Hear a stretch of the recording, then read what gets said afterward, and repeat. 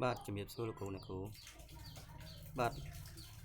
វីដេអូនេះខ្ញុំសូមធ្វើឡើងដើម្បីជូនទៅលោកគ្រូអ្នកគ្រូទាំងអស់ដែលបានចូលរួមប្រឡងតេស្តតាមប្រព័ន្ធអនឡាញមួយ EdTech អញ្ចឹងដើម្បីចូលទៅត្រួតពិនិត្យមើលលទ្ធផលសិស្សប្រឡងតាមប្រព័ន្ធអនឡាញមួយ EdTech ហ្នឹងបាទសូមលោកគ្រូអ្នកគ្រូចូលទៅកាន់ link ដែលក្រុមការងារប្រឡងគាត់បានទម្លាក់ចូលទៅក្នុងក្រុមក៏ដូចជាគ្រូ ICT តំបន់ ICT ខេត្តបានទម្លាក់ជូនទៅលោកគ្រូអ្នកគ្រូតាមសាលាបាទ link នេះគឺ dashboard នេះបាទសូមលោកគ្រូអ្នកគ្រូចូលទៅកាន់ link ហ្នឹងបាទបន្ទាប់មកទៀតកន្លែង password នេះusername នេះបាទសូមលោកគ្រូអ្នកគ្រូវាបញ្ចូលនៃពាក្យថា teacher បាទ teacher ហ្នឹងគឺជាអក្សរតូចទាំងអស់បាទនៅកន្លែង password នេះបាទសូមលោកគ្រូអ្នកគ្រូវាបញ្ចូលនៅពាក្យថា teacher 2026បន្ទាប់មកសូមចុចទៅលើពាក្យថា sign in នេះ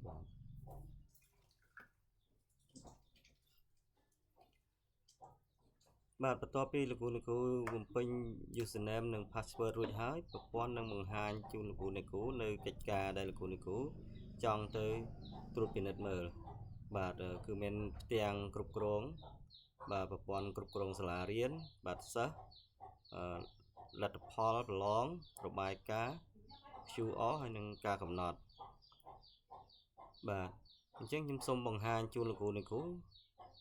ពាក់ព័ន្ធជាមួយនឹងការត្រួតពិនិត្យមើលលទ្ធផលប្រឡងបាទអញ្ចឹងដើម្បីត្រួតពិនិត្យមើលលទ្ធផលប្រឡងសូមលោកគ្រូអ្នកគ្រូចូលមកកាន់ពាក្យថាលទ្ធផលប្រឡងបាទសូមចុចកន្លែងត្រង់ហ្នឹងបន្ទាប់មកសូមធ្វើការជ្រើសរើសខេត្តបាទលោកគ្រូអ្នកគ្រូនៅខេត្តណាបាទជ្រើសរើសខេត្តហ្នឹងមកខ្ញុំសូមឧទាហរណ៍ខេត្តកណ្ដាល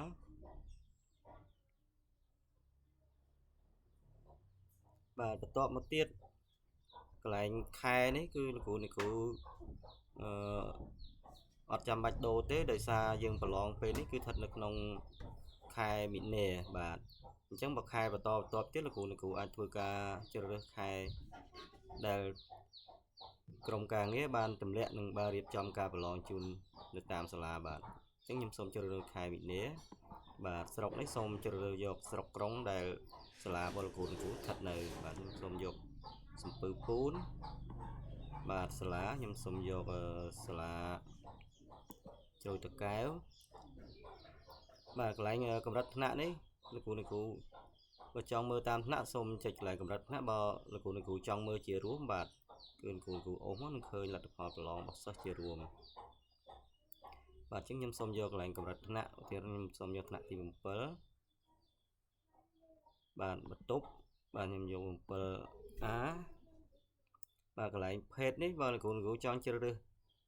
ចង់មើលថាសិស្សភេទប្រុសឬក៏ភេទស្រីបាទសូមធ្វើការជ្រើសរើសបាទហើយអញ្ចឹងខ្ញុំសូមយកទាំងអស់បាទនិទេសនេះចឹងដែរលោកគ្រូអាចជ្រើសរើសយកនិទេសណាមួយបាទអញ្ចឹងខ្ញុំយកទាំងអស់ដែរបាទបន្ទាប់ពីជ្រើសរើសបានប៉ុណ្ណឹងហើយលោកគ្រូអូសវាបាទឡើងទៅលើទៅលោកគ្រូនឹងឃើញលទ្ធផលសិស្សរបស់លោកគ្រូដែលបានចូលរួមប្រឡងបាទតែគាត់ប្រឡងបានប្រហែលមុខទៅលើមុខជានីមួយមុខជាទាំងអស់ហ្នឹងបាទទាំង10ហ្នឹងបាទគ្រូអាចចុចបន្តទៀតបានហើយបន្ទាប់ពីមើលលទ្ធផលហើយបើលោកគ្រូចង់ទាញយកលទ្ធផលយកមកប្រើប្រាស់គឺមានជម្រើសនេះបោះពុម្ពប្រតិបត្តិបន្ទុកទាញជា PDF ហើយមួយទៀតទាញជា CSV បាទអញ្ចឹងបើលោកគ្រូចង់ទាញវាជា CSV ដើម្បីយកទៅលទ្ធផលយកទៅប្រើប្រាស់បាទគ្រូចុចកន្លែងទាញនេះយកមកហើយចុចទៅបើកវាទៅ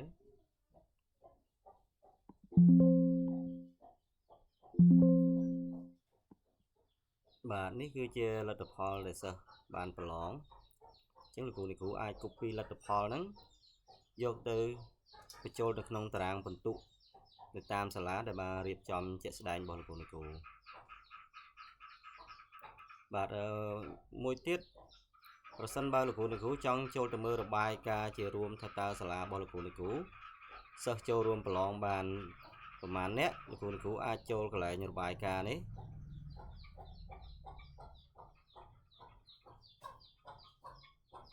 បាទបន្ទាប់មកធ្វើការជ្រើសរើសចឹងដូចគ្នាបាទដែលទី1គឺជ្រើសរើសយកខេត្តបាទស្រុកបាទឈ្មោះសាលារៀនបាទអញ្ចឹងនេះគឺជាលទ្ធផលដែលសាលារបស់លោកគ្រូអ្នកគ្រូបានចូលរួមប្រឡងអញ្ចឹងសិស្សដូចសាលាអនុជ្រោយតកែនេះសិស្ស253នាក់អញ្ចឹងប្រឡងបាន244នាក់អត់បានប្រឡង9នាក់បាទនេះគឺជាលទ្ធផលដែលសាលាបានប្រឡងជារួមហើយនៅក្នុងនឹងដែរលោកគ្រូអ្នកគ្រូក៏អាចចែកចម្លែកកិច្ចការនឹងជូនទៅសិស្សានុសិស្សដើម្បីឲ្យគាត់ចូលទៅត្រួតពិនិត្យមើលរៀងខ្លួនបានតាមរយៈការចែកចម្លែក link QR នេះអញ្ចឹងលោកគ្រូអ្នកគ្រូអាច copy link QR នេះផ្ញើចូលទៅកាន់ក្រុមរបស់សិស្សានុសិស្សទៅដើម្បីឲ្យគាត់អាចចូលទៅត្រួតមើលលទ្ធផលប្រឡងរបស់គាត់ម្នាក់បានបាទអញ្ចឹងវីដេអូខ្ញុំមានតែប៉ុណ្្នឹងបាទសូមជម្រាបលា